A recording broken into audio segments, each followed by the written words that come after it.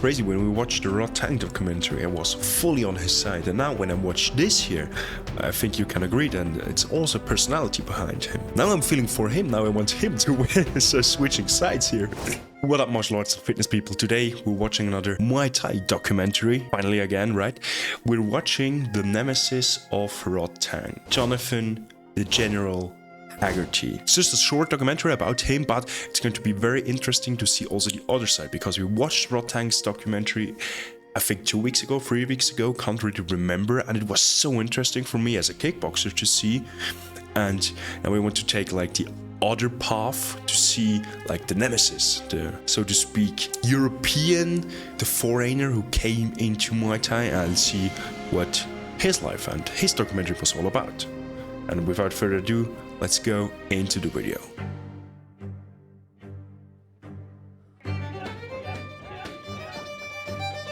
Ooh, we already have it in 4K.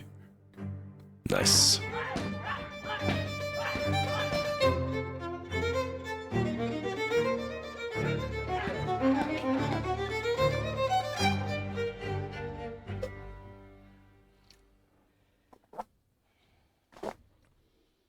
Filmed by the Mulligan brothers. So when they said, and the new, so throughout training camp, that was the saying, like, my trainer would egg me on, and the new world champion.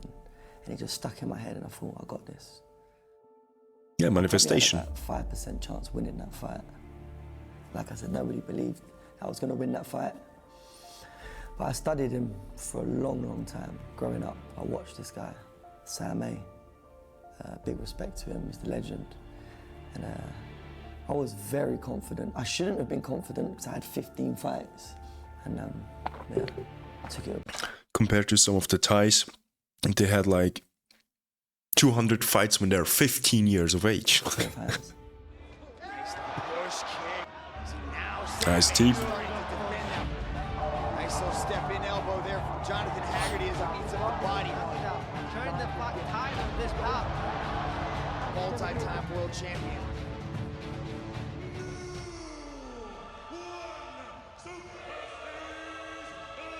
You know, what was that like when you raised it in the air? Unreal. I had my family, I had my granddad, my friends. I came out to Singapore. For my granddad to be there, he's my #1 fan. That must be so unreal. And to win in front of him, to win in front of everyone, really. The best thing was the gold confetti at the end, when it just came down. I just thought, I had a broken nose as well. Broke my nose in the second round, I couldn't breathe. And my trainer was laughing at me in the corner, my dad was laughing at me in the corner, get on with it, I'm like, I can't breathe out my nose. So I just thought, I've got to get on with it now. And the best night of my life. So yeah, I also think you can't replicate that then. Like I said, I broke my nose, my feet were mangled, my elbows, I couldn't straighten them. I was feeling a lot of pain after the fight, but when I had the belt wrapped around me, like, it took the pain away. I got rushed into hospital on a hospital bed, and I was hurt, a lot hurt, and my trainer, I said, I had my belt on me, and then my trainer took it off. I said, no, I need that belt. Yeah, I feel pain-free when I've got that around me. Blood, sweat, and tears. On that bed, with the belt at your feet, was it worth it? 100%. And you know what made it the better? They wheeled in my opponent on the other hospital bed. And we both, he doesn't speak English, obviously, he's from Thailand, Sam A. We both looked at each other and went, like that. And it was just, it was a war. It was a great fight. It was, I thought my trainer was lying to me, because I remember before I messaged one championship like a few years ago saying, great show, I've still got the DM on my phone. Great show, I would love to be a part of it one day. Didn't get back to me, unfortunately. But then they realized, and Yeah, that's what I see a lot of times. I watch some videos for sure also in the background that I don't like post reactions to, and also one of the kickboxers, Gabriel Varga, who's fighting for Glory Kickboxing, told the same. Like, he messaged Glory over and over again, and letting them know, hey, I'm here, I'm ready to fight, I'm here.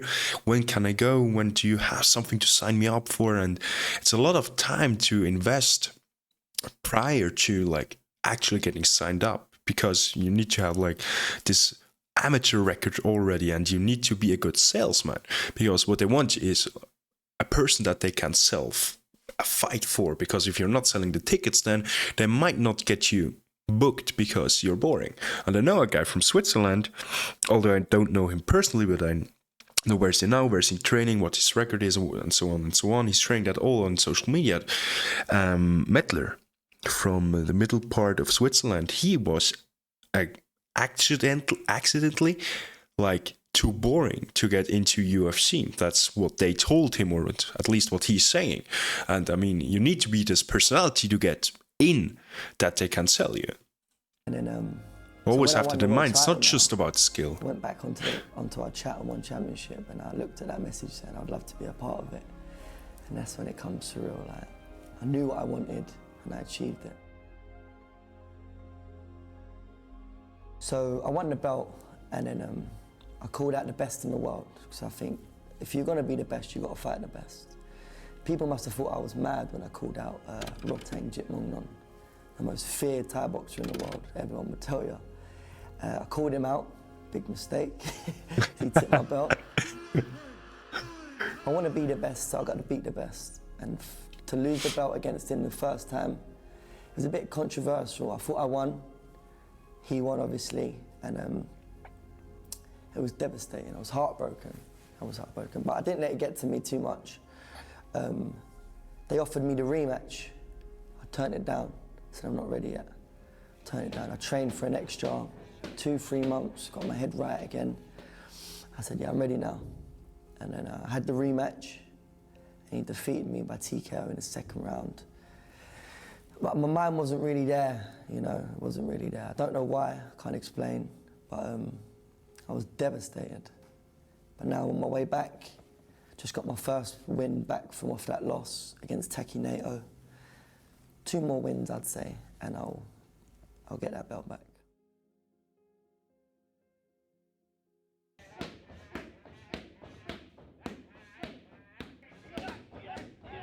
It's crazy when we watched the Rodtang documentary. I was fully on his side, and now when I watch this here, I think you can agree. And it's also personality behind him, behind Jonathan. And now I'm feeling for him. Now I want him to win. So switching sides here, that's pretty interesting to see how the mind then switches, So I'm and Jonathan Haggerty, how you feel empathy for a former person. flyweight world champion, 3 times Muay Thai world champion.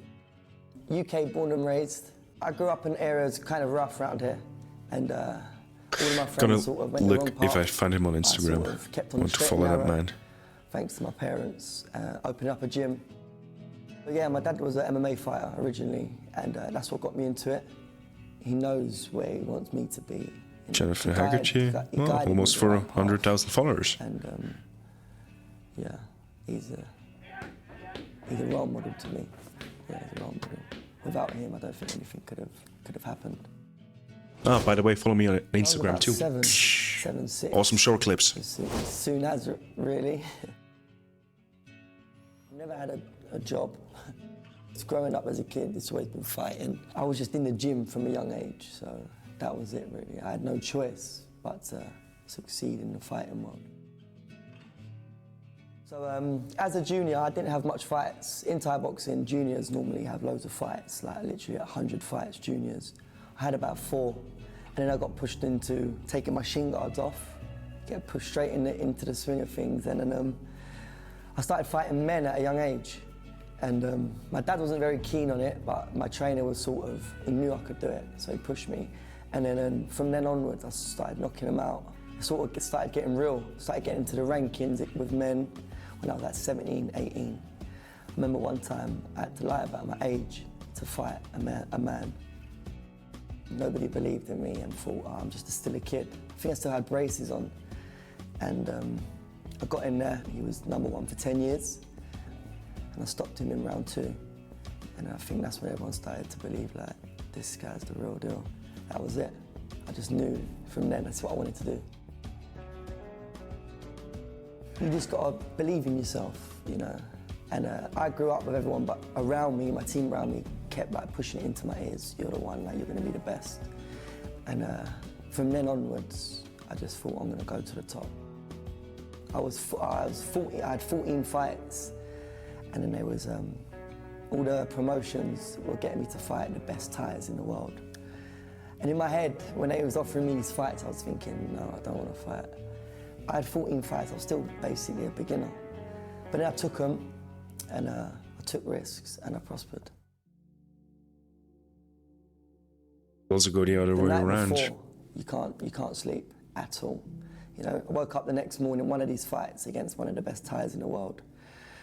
I woke up that morning to fight. I had no speech. I was so nervous, I couldn't speak. Like, I had no speech. And then as soon as you get into the arena, you're in the back room and you can smell the Thai oil. As soon as you smell that and you see other people warming up, you think, yeah, it's game on now. There's no going back. You want to run out, you can't. You just got to get on with it. So now you're stepping up to the stage to walk out to the fight, the crowd of like 1,000, 1,500 people. And it's very nerve-wracking. It's very nerve-wracking. As soon as I can remember I had the same feeling. It's totally unrelated, but I used to play the piano when I was a little kid, or I played it for like, I think 10 years or so, from 5 to 15, before puberty started, and I lost interest. But we always had like these concerts once a year, and I always, throughout the year, I was just practicing one single play from, for example, something from Bach or Beethoven or something like this. Really hard stuff to play for that age, I would say now. And I would just learn this whole song for the whole year, and I didn't have anything backed up. And I was so nervous always to play in front of the whole crowd of like 200 people or something like this, 200 adults, parents, my family, my friends. And I think it's kind of the same feeling. I mean, it's the only thing that I can have, or I can relate to, this kind of exaggeration that he must have felt, which for sure is, I'm 100% sure, on the rooftop of this, minus like in basement, but that's the only thing that I can relate to, having this kind of like nervous inner feeling, right?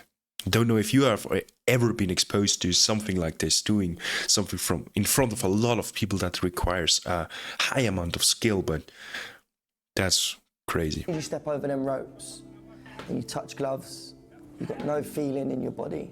They hit you, you can't feel it. You hit them, And you just start, and then, bam, it's over. That's just crazy about part. Hear anything apart from my coach Christian Knowles. He's got the biggest mouth in the room, and that's all I hear. And then it's just go time from there. Killer instinct just kick in. When I think of fear, I think of my body shaking, adrenaline, and just block it out. Just block it out. Like I said, getting in that ring is very fear. It's a lot of fear. Getting past that. I need fear to fight. I fight better with fear. I deal with it after the fight. In the fight, if you're feeling pain, you can't show that you're hurt. Otherwise, they'll capitalize on that. You need to just get on with it. After the fight, you can cry all you want. A lot of things that you could be doing. That's something that I will take with me, that I have learned, I think, now. In this very moment, don't show it, because that's also something that my instructor, my first Kung Fu instructor, told me when I was fighting in Muay Thai, which is basically the Sanda, or the traditional version of Sanda, which is Chinese kickboxing. With all throws, elbows, you can do everything. And just you don't have like a ground game, and that's what I competed 4 times in here in Switzerland. And he always told me, don't show it. If you're out of breath, don't show it. If you, in the pause, for example, if you need to catch a breath, don't go like, stand upright, shoulders back, look at your opponent, and don't let anything like show that you are in pain or you're weak, because this then gives the other person, your opponent, such a tremendous boost in confidence and knowing that he can or she can beat you, that you will go down the road. So also what Jonathan here said, you can cry afterwards when you're with a girlfriend or whatever, with a boyfriend, whatever you prefer, I'm not here to judge. But in the fight, and that's a hard thing, that's a really hard thing. And I had it this week in sparring in my kickboxing class that, I mean, I'm 185, I weigh 90 pounds. I'm not a small guy, right? So, but there was this dude who was like, he was like a stick. And I'm sure he was also a couple of years younger than me. And he beat the shit out of me in sparring. And it was too hard for me. It really was too hard. Because I think he was just more obviously he was more advanced, but for me it was on that skill level. I wasn't on that skill level. I was just like trying to block and I couldn't do anything. And I was like, boom, boom, boom, boom. And then there was this mid kick right to my plexus and I lost my breath. And then I told him, hey bro, that was too much really. And I just tried to defend myself. And then he realized, oh, okay, that maybe was too much for me because I don't look like, but that was a situation, exactly in this situation, maybe if it's a little bit less on the hard-paced style, then you can practice this, or I will practice this, that I'm not letting my emotions go or showing the other person that I'm now going through hard times here, right? That's something to take away. Pretty cool. But you need to have your priorities straight and be where you want to be. Muay Thai is the art, we call it the art of 8 limbs. You've got your feet, your knees, your elbows, your punches, everything really. It's beautiful. Good sport, it's a respectful sport as well. You know, there's that respect behind it, tradition. It's 5 rounds toe to toe, elbows. You know, you have to be aware all the time. You can't just sit in the pocket because one elbow just slipped through. It's a game changer. Every time you step in that ring, there's not a possibility you could step back out and putting your life on the line. I'm fighting the best in the world. I'm fighting people with 300 fights. It's no joke, so you need to be fully prepared. There we see it.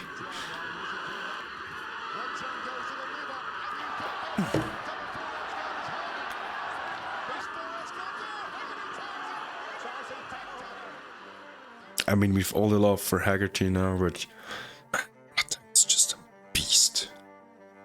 I've had Can't deny losses. that, man. I've learned more than them on them 3 losses than I have any of the wins. You know, so I lost one, came back stronger, won. I lost another one, got signed to 1 championship. So it opened up doors for me. Made me realise as well, like, I am beatable, and I'm coming up against the best in the world now. Yeah, that's also what I sometimes have, and I'm fully honest here now with you. Because of my shape, I'm more muscular than most of the people in my gym. Most, not all of them, most. But I also have like this feeling or this favor for weight training. I love it, I love to do it.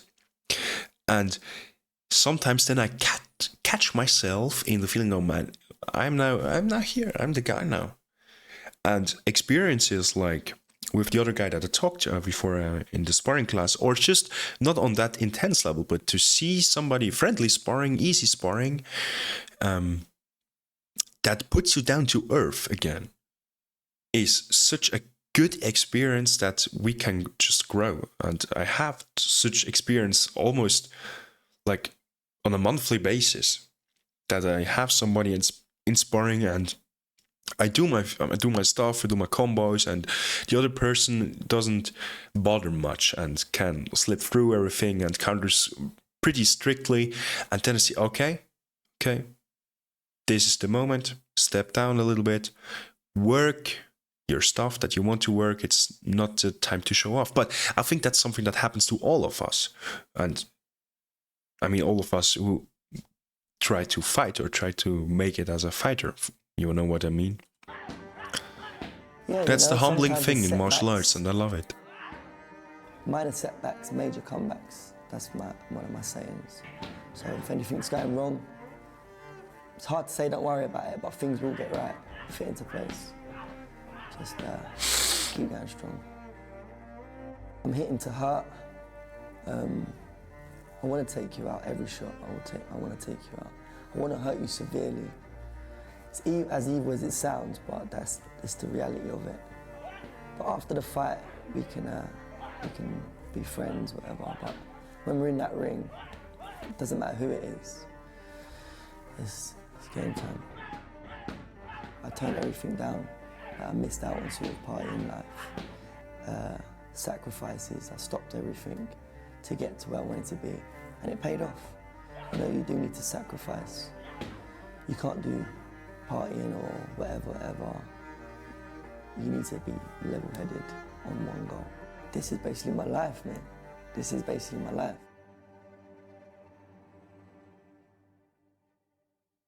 What does it mean to get that belt back? It means the world, mate, to be fair. I need to get that belt back before I move on, type of stuff. One Championship is the pioneer of martial arts, so it's the belt everyone wants to have. He's the only UK Thai boxer to get that title and have that title. You're not going to rest easy until it's done? Nah, no way. I think two more knockouts, and then hopefully be back on track getting the belt back. The One Championship belt. Would you say that's an obsession? Obsession, obsessed.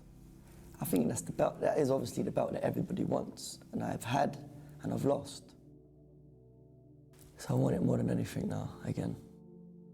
I'm a fighter, and that is the pinnacle of Muay Thai. So why not be obsessed to getting that belt? I don't think there's nothing wrong with it.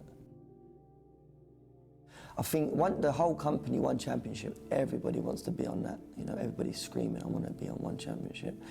And at such a young age that I got on it, on that big stage, that motivated me the most. You know, people look up to me, young kids now. I train a group of young kids. I've got a few world champions, 14-year-olds. They look up to me, I'm their role model. So that pushes me on more, you know, for them to see what I can do, and so they can achieve that as well. Just keep going, just keep aiming for it, you know, keep digging away at it. You foul, you get back, do what you do best. And if you want it as much as you say you want it, you'll get it. You know, I want this belt as much as I want it, and I'll do everything I can to go and get that belt back.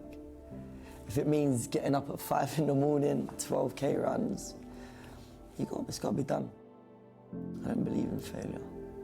It's lessons learned in it, really. And you foul, it's a learning curve. It's another opportunity to get back and win. Just think tomorrow will be better. Tomorrow will be better, and I'll have that One Championship belt in no time. Got a few steps to climb. I'm on my way. I'm on my way there, and I'll get there. I'll sign an MMA contract with One, 2022. I would also do Muay Thai, and I'll be the Muay Thai So he also champion has a and ground the game, okay. Championship world champion. Within 5 years, if you... Before that, Really?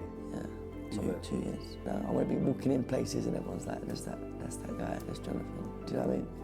That's what I want. That's what I'm working for. You know, to be the best. Next fight is 20th of November in Ireland. ISK world title against Arthur Meyer. How do you see that going? KO round 2. ASK. I don't know if ASK is pro league or not. Isn't it the same like Waka? I think it's kind of in the league of Waka, which is like the thing here in Switzerland I could compete in. But Waka is a World Association of Kickboxing, but it's an amateur league. And that's my goal for the next couple of years, to set foot in there. And I have to say this was quite inspirational to general, watching Jonathan Haggerty. And as always, I would wish you now a good rest of the week, train hard, punch hard, and we see us in the next one.